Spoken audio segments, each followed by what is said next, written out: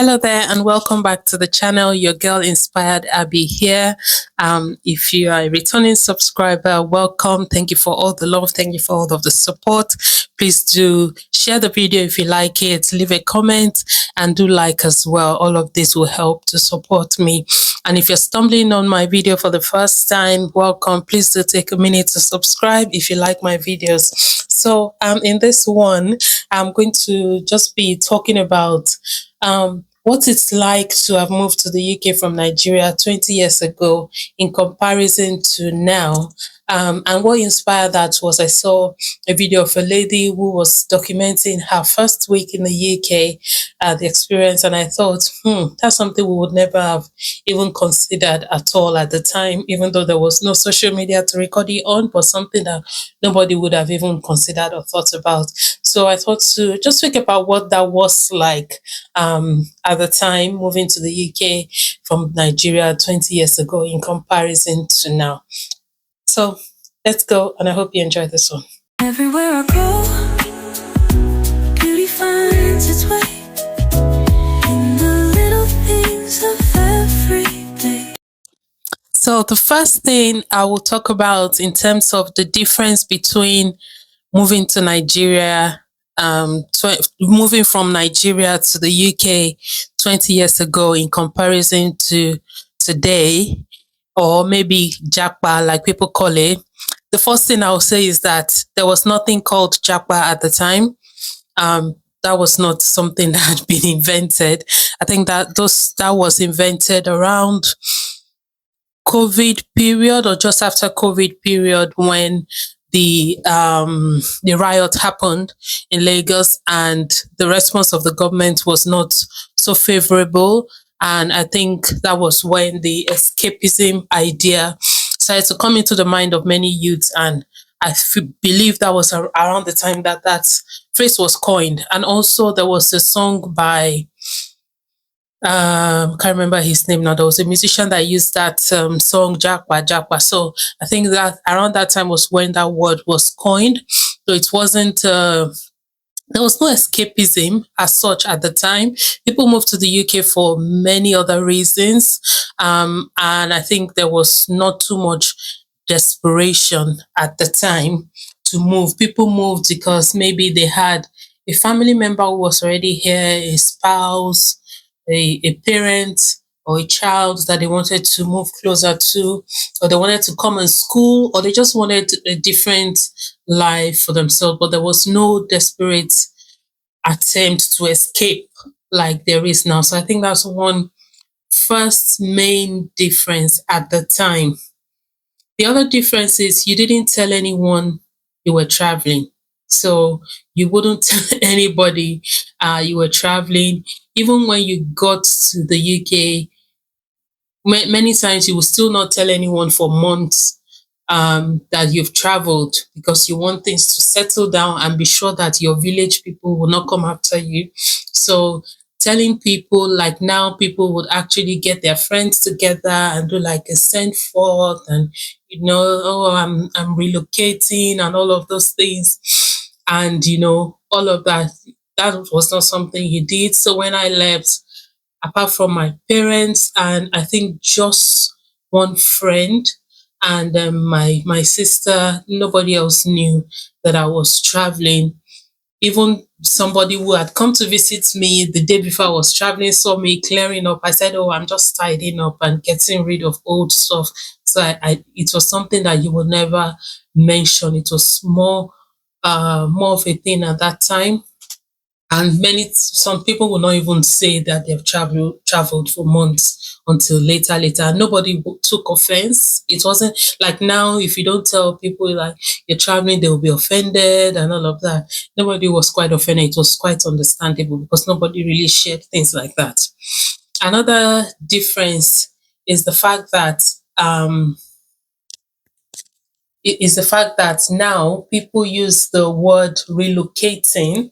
They'll say, I'm relocating. So if you watch a few YouTube vlogs of people moving to the UK, they will clearly say relocation vlog to the UK, even though they are coming on like a student visa or like a work permit visa, they'll clearly say they are relocating and they'll sell off everything. Like you didn't make that public, even if that was your intention at that time, 20 years ago, even if your intention was never to go back to Nigeria, you didn't make that known publicly because there's the fear that maybe somebody will go and tell the Home Office that you don't have any plans to return after your studies or anything like that. And things like that did happen. So nobody really used those type of words. So just say, I'm going to study or I'm going to work for some time. I feel like it wasn't really a trendy thing like at that time to say you were never coming back to Nigeria. We always kind of left the door open at the time. So people just say, I'm going there. Never say never. I may come back. I'm going there for now to study. I'm going there for now to maybe to work or to meet my spouse. But we always kind of left the door open. But now people actually shut the door. People actually sell off everything, get rid of everything, and they say bye, like bye bye, even though all you have on your visa is 2 years. Like, why are you making it sound like, this is a forever thing? You don't know what the future is going to hold. So, yeah, that's another main difference. Another difference, number three difference is you didn't share what city you were in or what you do to your friends and family. So it wasn't a thing then that you would say, like you live maybe in London, in Kent, or what, you just say, I'm in the UK. That's it. You didn't really share that with your friends and family. We kept things kind of to our chest, really, because there was just fear of what was going to happen, or you just wanted to protect yourself until you have maybe like a permanent stay, and then you can start to really talk about many things. So people didn't really talk about what they did. Now people talk about, they'll do vlogs straight away, or I'm doing a care job, I'm doing this. Nobody really talked openly about things like that. They'll just say, I'm working. And at that time, even people who mentioned things, you hear somebody working in a supermarket saying to their parents that they are doing cashier job, and the parents will think, okay, maybe they work in a bank. So or somebody who is in security for a bank will say, I work in a bank, and they will think maybe the person is a bank manager. So there was those kind of things. But now people are more open, and I think that might be a good thing in the sense that nobody is really pretending to be what they're not. If you're doing care, you said it. If you're a nurse, you will say it. Whatever you're doing at the moment, because at the end of the day, now information is easy to pass around. Anybody can take your video and send it home. So you might as well just let them know what you're doing. People are more open with all of that now than before. Number four difference is at that time, 20 years ago, people didn't come to the UK with a lot of money. So you find people coming in with £20, £40, £50, which is similar to what I kind of came with when I came in. It wasn't a lot of money. So you pay your school fees, pay your accommodation, and then you just have maybe just a few. You didn't really carry a lot of cash with you, with the hope that when you get to the UK, you'll be able to get like family members to help you while you get a job and get into school and start to sort yourself out. But now I'll see videos and people bring thousands of pounds. There was a time that people would pay for a year accommodation, like a year rent, from the money they brought from Nigeria. Like they had that much money to be able to pay for like a flat for a year. That was not a thing then. Number five was it was common for people to live with other people. So to share, live with relatives, live in shared accommodation. There was no big deal about it. There was no pride about it. It was just normal that, until you're really more settled down, you live in a house full of other people, whether that be relative or other Nigerians. But I think after a while, things started to happen that people wanted to just live on their own, like having like arguments with other Nigerians, and things. So people started to decide to live on their own and not with. But at that time, it was common for you to share accommodation with people or to live with a relative after you've come into the UK for a year or two or even a little bit more. So for me and my husband, when I arrived, I met him here. And he was staying with an auntie, so we were there together with this auntie. And even though when we moved and lived with somebody else who gave us like more like we had our own bathroom and toilet. We had kind of our own facilities, but we're still living in a kind of a shared accommodation. And that was where we got married. It wasn't until I was about to start having children that we now moved to our own kind of space. So it was normal. It wasn't a big deal. It was a way for people to save money as well. People expect you to do that, to save money, to do other things. So there wasn't all of that, I have to have my own space thing. No.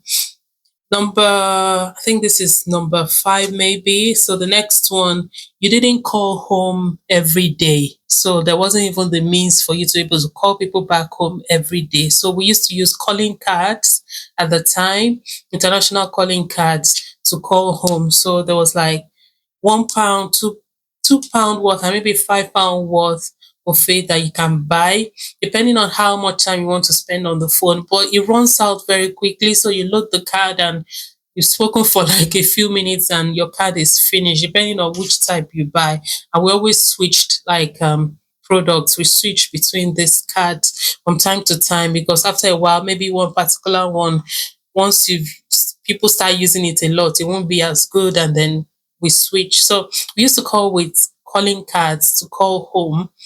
And because it was quite expensive to buy those things, we didn't speak on the phone for too long. So there's not really much that you can say. And this is maybe one of the reasons why we didn't really share much about what we were doing or what was going on in our lives. There's no time for all of that discussion anyway. But now there's WhatsApp. You can have endless calls on Wi-Fi, or on internet.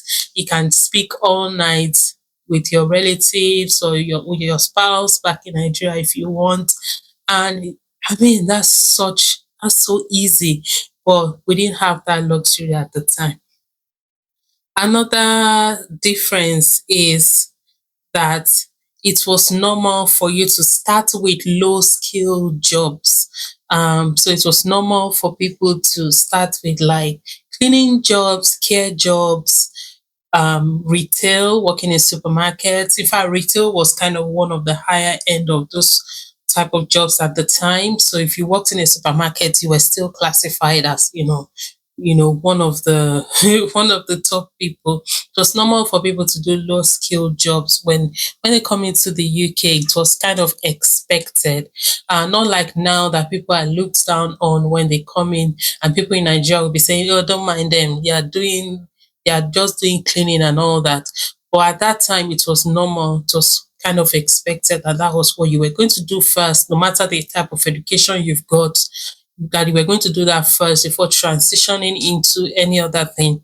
I think the highest kind of rank of those type of jobs at the time was the security. People who had like the SIA license at the time to do security jobs, they were because they would now wear like suits and tie and everything. So it was tending more towards the corporate side of things.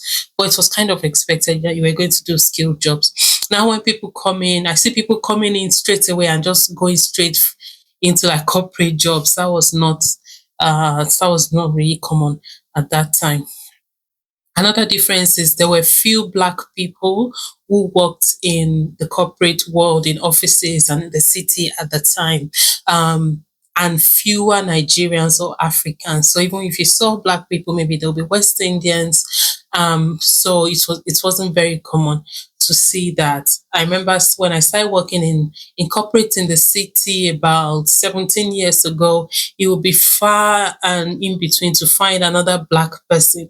And sometimes even when they see you, they might comment and say, "Oh, did you come here to clean, or did you come here to clean the office?" Because they don't expect to see you working in corporate. It wasn't really an expected thing. So that was but now, oh my gosh, there's so many Black people working in corporate and in the city, and it makes me so happy. And when I see the names of Nigerians popping up, on those emails, I'm always so happy. And the fact that most of us keep our Nigerian names. I'll see some an Olorunfemi and all of that, and I'll be so happy. And many of them also identify as Nigerians. They don't try to pretend that they are not Nigerians. So, which brings me to my next point, which is at that time Nigerians used to hide their identity a lot. You see Nigerians pretending to be Jamaicans, just to be accepted, or pretending to be, black, British, who don't have any roots in Africa. But now everybody, even people who are not Nigerians, want to identify with Nigeria. So that's another big difference. People who are Nigerians are speaking out and saying, I'm Nigerian, and they want to talk about being Nigerian. So that's another difference. One main difference between then and now is the fact that coming into the UK at that time, there were not many routes. So there were not many visa routes at the time to come into the UK.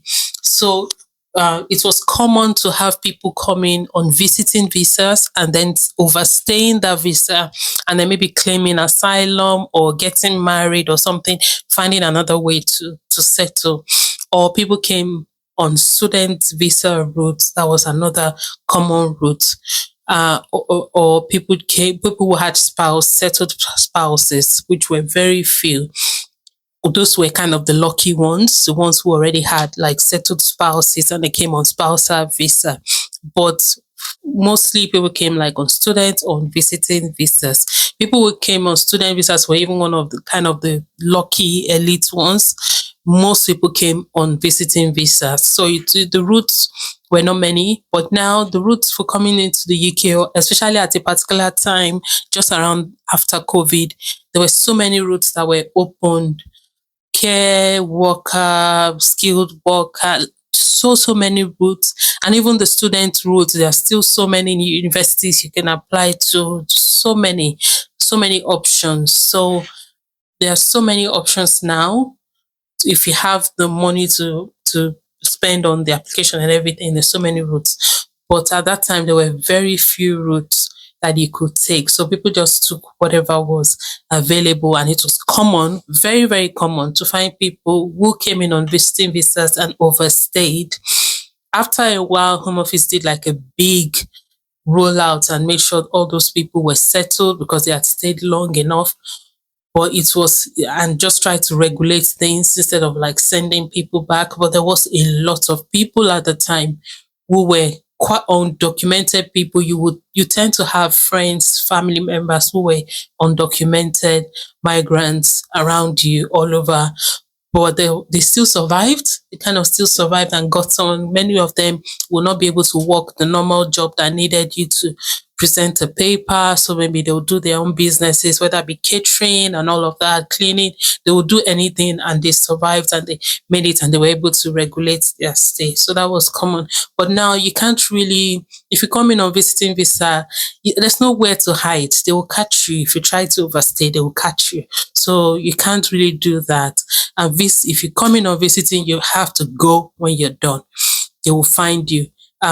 Now, but there are also so many routes for you to legally have a longer stay. So there's no need to actually go cut corners on that. So that's a main difference.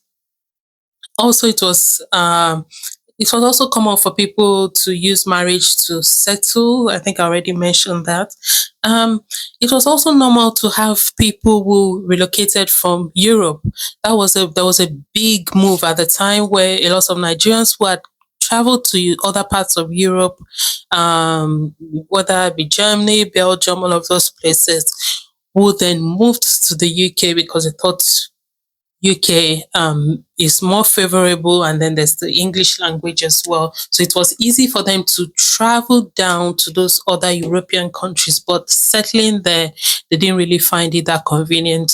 So they decided to move to the UK. So there were a lot of people in that category. So I don't know if that's still something that still happens. I feel like people are now trying to leave the UK. Europeans are trying to leave the UK and actually go back to other parts of Europe. So I'm using European because UK has left the EU, so that's why I'm using that category. I know that UK is part of Europe before somebody tries to correct me.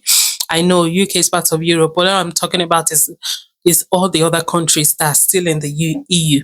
Okay, so another difference is it was normal for people to leave their children or spouses in Nigeria and come to the UK back then and even stay here for many, many years. So we even had friends when we were in the uni in Nigeria, we had friends who their parents have lived in the UK for so many years and they have been in Nigeria for so many years, separated from their parents, and there was no time that the parents filed for them to come over, or well, maybe they filed after they finished uni, but it was normal to have like separated families for the purpose of relocation. Now people tend to take their family with them. So when the family is more important to people now. So when the UK then came up and said they were not going to be granting family members visas for some categories, people in Nigeria said, well, you can hold your visa then, because if I'm not coming with my children or my wife, then I'm not coming. So that is more important for people now. But at that time, even when there was opportunity for people to bring their spouse and their children, they would rather leave them in Nigeria, come in and do and send money to them, and have that kind of separation. So it was normal for wives to be there in Nigeria, and people say, how is your husband? Oh, my husband lives in the UK, blah, blah, blah. And, there was no filing for them to come or anything like that. That was a common thing at the time. Another common thing at the time is we didn't travel home to visit quite often as people do now. So going back home to visit wasn't a thing that was quite cool at that time. For so many reasons. So some people it's just the fear of, village people or whatever. Some people it's the fact that they're thinking, do I even have enough to take? Because people expect you to bring the queen. Back then, people expect you to come back like Osofia in London style, come back with, everything and pageantry and all of that. So sometimes, used to hold people back at that time was, do I even have enough to be able to go show off the fact that I've come back from the UK? So they are waiting for the big hit, the big money, or maybe they wait till they are retired and then they can go back home. So it wasn't common for people to go for holiday in Nigeria and come back to the UK. Another reason why people didn't go much was the fear of being stopped by at the borders when they're trying to come back to the UK, because that has happened to a few people before. If you watch like the border kind of security, there's a show about people going home to Nigeria and trying to, there's a show about the border force, I think that's what it's called. And you will see a few examples of people going home on legitimate visas. And then when they're trying to come back to the UK, someone at immigration at the border will say something, I don't know, anything. They'll pick on anything. And some people have been sent back permanently to Nigeria and their visas cancelled for that. So, because they could just pick on anything. It might be something you did a long time ago and you've forgotten about. I don't know, a court judgment that you never even knew about, or maybe anything. They could just speak on anything. There might be something that you never found out about your visa. Maybe someone had gone to report you somewhere and you never even knew. Instead of them trying to resolve that for you, there were people that they were sent back. They had their visas permanently cancelled and they were sent back and they were banned from coming to the UK. So the fear of that did not make people travel so much until maybe they had like a British passport. And that was another thing. People waited till they had their British passport or kind of proper settlements before they traveled home. It was common for people to wait for that milestone. But now, people travel even on their student visa. They've missed their parents. 6 months in, they will go see their parents and they come back. Nobody bothers them about anything. Nobody asks them questions. You've only been in the UK 6 months. Why did you go home to go and see your parents? Nobody asks all those kind of silly questions they used to ask back then. But that was the thing then. So there was that fear. People didn't really travel home so often. So there were quite a few differences. I think at that time, there was more community. Personally, I think there was more community between us Nigerians. We helped each other. I remember the there was a time we were stranded in terms of accommodation, and we didn't know where we were going to sleep that night, my husband and myself. So we packed all our things that we had at the time into his small car, and we just sat there just thinking. And then my husband called a friend that they worked together in one of the factory jobs he used to do then. They used to work together. And he just said, "This is what I'm going through." And the lady said, "What do you mean? My younger sister has a big house. She can rent you a room and all that. Drive down there now, blah blah." And we drove down there. Do you know that this lady, I had never met her before. I don't know if my husband had met her before. That's the younger sister of the other woman. She cleared out the room that same day, cleared everything. She said, "Don't worry, pay me today. Pay me at the end of the month." You know, that community where, and we're together like a family. We got married in that house. Amazing woman, amazing woman. God will bless you wherever you are, Mama Jessica. You know, we had, there was so much community at the time. I feel like that's lacking now. A lot of people who come in now, they complain about depression and loneliness and all that. I don't think we felt any loneliness at that time. We were not lonely, we were not depressed. Even with everything we were going through, we went through so much, but there was always community. There was always somebody inviting you to a birthday party or something that will brighten you up. You were always going for one birthday party or the other. Somebody's sister, brother, uncle, cousin will be doing wedding, and they will invite all of us, and we'll pack ourselves and go, and we'll have a good time. It was just, there was a very strong sense of community, which I think is lacking now. Everybody minds their business. I think it came from this sharing accommodation as well that we used to do at that time. People used to share accommodation, people used to share vehicle. My husband's first car, somebody gave him. Like, there was so much community. I think it's lacking a lot now. But yeah, there are a lot of differences.